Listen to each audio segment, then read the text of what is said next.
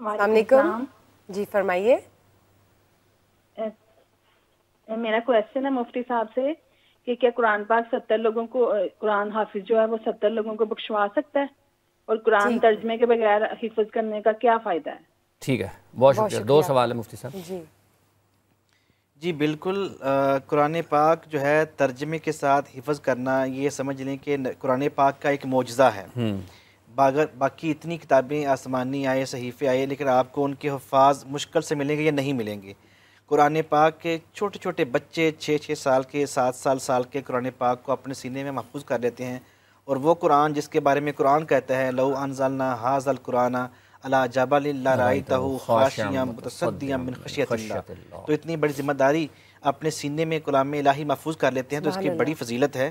اور یقیناً جو ہے وہ حفاظ کرام کے بارے میں ہے. قرآن بھی جو ہے وہ اپنے پڑھنے والوں کی شفاعت کریں گے، بخشش کا سبب بنے گا.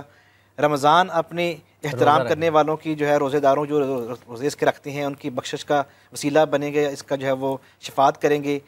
انبیاء کرام اپنے جو ہے وہ ماننے والوں کی، خصوصاً ہمارے نبی حضرت محمد صلی اللہ علیہ وسلم کو کے شفاعت جو ہے وہ دیا گیا ہے، شفاعت کریں گے. اور قرآن کا حافظ بھی اپنے خاندان سے، اپنی اجداد میں سے، اپنی نسلوں میں سے جو ہے وہ اپنی پشتوں میں سے، اپنے آباء و اجداد میں سے 70 لوگوں کو روایت ملتی ہے کہ وہ بخشش کا باعث بنیں گے. اللہ تعالیٰ نے اپنے بندے کو بخشنے کے لیے بڑے بہانے چیزیں کہیں یہیں سے ایک پانی کا ایک گھونٹ کسی کو پلا دیا، وہ بھی آپ کی بخشش کی دعا. اتنی وسیع اور عریض اللہ تعالیٰ نے جنت بنائی ہے، کس کے لیے؟ وہ ہمارے لیے ہی ہے. اور ہم میں سے کوئی ایک بھی نہیں بچے گا جب تک کہ جنت میں داخل نہ کر دیا جائے گا. دوسرا سوال تھا ان کا محترمہ کا، ہماری بہن بیٹی کا، کہ جو ہے وہ قرآن پاک کو ترجمے کے ساتھ پڑھنا بہت ضروری ہے. آپ کو پتہ ہی نہ ہو خداوند کریم آپ سے کیا جو ہے وہ گفتگو فرما رہا ہے، کیا آپ سے ارشادات جو ہے یہ روحانی جو انقلاب کا یہ کتاب ہے، یہ معجزہ ہے، اس میں آپ سے بات کیا ہو رہی ہے، آپ کی زندگی گزارنے کے طریقے سلیقے سکھائے جا رہے ہیں.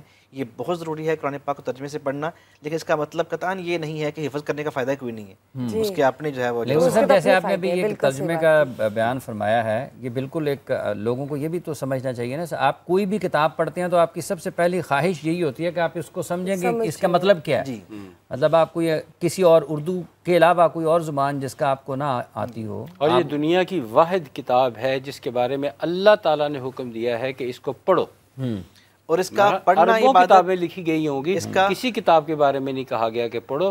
یہ واحد قرآن پاک ہے جس کے بارے میں اللہ تعالیٰ نے حکم دیا ہے کہ اس کو پڑھو. بالکل صحیح. اور میں عرض کر رہا تھا کہ اس کا پڑھنا عبادت، اس کا سننا عبادت، اس کو دیکھنا بھی عبادت. سبحان اللہ سبحان اللہ. ایک اور جی، ایک اور کالر ایڈ کرتے ہیں. السلام علیکم.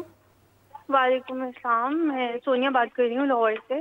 جی سونیا میرا فرمائیے. سوال قاضی صاحب سے ہے کہ میں کوئی بھی چیز کروں نا، کوئی بھی بات کروں، اچھے وے میں برے وے میں، تو وہ ہمیشہ غلط ہی طرف چلی جاتی ہے. تو اس چیز کے لیے کوئی مجھے وظیفہ بتا دیں. کام کی نوعیت اگر تھوڑی ساری بتا دیں، تھوڑی ساری. کوئی بھی چیز، کوئی کسی کے لیے کچھ اچھا کرنے جاؤں تو آپ اس میں بھی کوئی نہ کوئی چیز غلط ہو جاتی ہے. آپ اپنے والد صاحب کا نام بتائیے. والد صاحب کا نام اچھا چلیے لیو اٹ.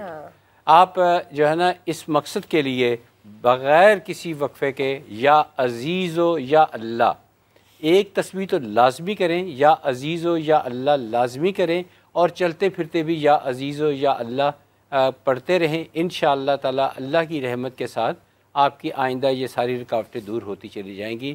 اور جب رکاوٹیں دور ہو جائیں تو پھر کامیابیاں بھی ملنی شروع ہو جائیں گی، اور کامیابیاں جب ملنی شروع ہو جائیں تو پھر اللہ کا شکر ادا کیجیے گا. اور میں گارنٹی دیتا ہوں اللہ کے بھروسے پہ کہ یا عزیز و یا اللہ آپ کی ساری رکاوٹیں دور کر دے گا انشاءاللہ تعالی.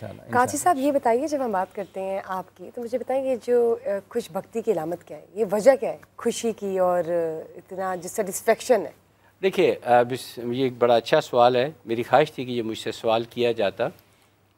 میرا خیال ہے کہ اس دنیا میں جتنے بھی لوگ کروڑوں اربوں رہتے ہیں ان سب میں سب سے زیادہ خوش قسمت انسان میں ہوں. 2012 میں مجھے لکھ کے دے دیا گیا تھا کہ you can't survive any more. میرا کینسر اتنا بڑھ چکا تھا، پھر ہارٹ اٹیک بھی ہوا، میں اکیلا تھا، کوئی بھی نہیں تھا.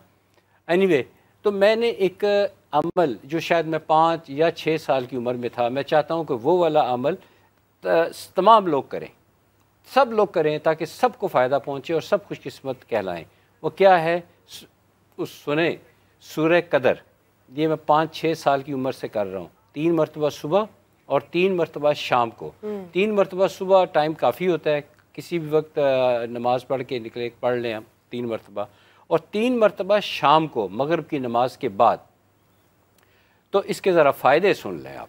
نمبر 1 فائدہ اس کا نمبر 1 فائدہ یہ ہے کہ جو یہ عمل کرے گا وہ کبھی بھی آؤٹ آف پاکٹ نہیں ہوگا.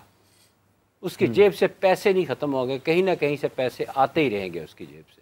یہ دنیاوی فائدے بتا رہا ہوں. دوسرا فائدہ یہ ہے کہ جب بھی اس کے ہاتھ اٹھیں گے, یہ اس کے ہاتھ اللہ کے آگے اٹھیں گے, کسی انسان کے آگے نہیں جائے گا کہ میری مدد کرو مجھے ضرورت ہے. یہ اس کا دوسرا فائدہ ہے. اور تیسرا فائدہ جو ہے جو بڑا امپورٹنٹ ہے کہ کوئی ایسا شخص جس کے بارے میں یہ کہا جاتا ہو کہ یہ بد زبان ہے, بد لحاظ ہے, یہ ترش زبان ہے, یہ جب بھی آتا ہے دوستوں کی محفل خراب کر دیتا ہے, بلکہ جب وہ آتا ہے تو دوست اپنی محفل ختم کر کے چلے جاتے ہیں. اس کو چاہیے, اس شخص کے لیے لازم ہے کہ وہ کچھ عرصے کے لیے اپنے آپ کو آئسولیٹ کر لے, ایٹ لیسٹ فار 40 days. اور یہ والا عمل سورہ قدر والا 3 دفعہ صبح اور 3 دفعہ شام کو پڑھے. تو یقین کریں وہ دوبارہ اسی محفل میں جائے گا تو لوگ پہچانیں گے نہیں کہ یہ وہ شخص ہے جس کو ہم ناپسند قرار دیا کرتے تھے. اب وہ اس شخص کی علیحدہ ڈومین آباد ہو جائے گی, لوگ اس کے بغیر گزارا نہیں ہوگا, لوگ اس کو ملنے کے لیے بے چین رہیں گے. اور آخرت کا فائدہ, یہ تو دنیاوی فائدے ہیں نا, اب آخرت کا فائدہ سنیں. قاری صاحب آپ بھی اس بات کی تصدیق کریں گے کہ نبی پاک صلی اللہ علیہ وآلہ وسلم کا ارشاد مبارکہ ہے کہ روز قیامت میرے نزدیک سب سے نزدیک وہ شخص ہوگا جس کے اخلاق اچھے ہوں گے. تو جو سورہ قدر کا یہ والا عمل کرے گا اس کے اخلاق بہت اچھے ہوں گے انشاءاللہ تعالی. اور میں آپ کو یہ بھی بتاؤں, پروگرام کے اینڈ میں ایک ایسی آپ کو روحانی ٹپ دوں گا جسے مرد تو مرد, عورتیں بہت خوش ہوں گی. روحانی ٹپ دیں, بتائیے, فرمائیے. ابھی بتا دیں. دیکھیے میں اپنا ذاتی مثال دیتا ہوں. جب مجھے ریڈیٹ کیا گیا تھا تو میں لفظ اچھا سا تو نہیں ہے لیکن میں بول دیتا ہوں, میری شکل بھیانک سی ہو گئی تھی. میں کم از کم 8 مہینے گھر سے نہیں نکلا تھا, کالا سیاہ میرا چہرہ ہو چکا ہوا تھا, میں کچھ کھا پی نہیں سکتا تھا, عجیب میری حالت تھی, بہت عجیب حالت تھی. تو اس وقت جو میرے اس وقت روحانی استاد تھے انہوں نے مجھے 2 چیزیں بتائیں. انہوں نے کہا کہ ایک دعا آپ کریں, یہ دعا میں ایک نہیں 2 دفعہ پڑھوں گا تاکہ سب کو یاد ہو جائے. اللہم انتا کما آسنتا خلقہی فاسن خلقہی. پھر سن لیجئے, اللہم انتا کما آسنتا خلقہی فاسن خلقہی.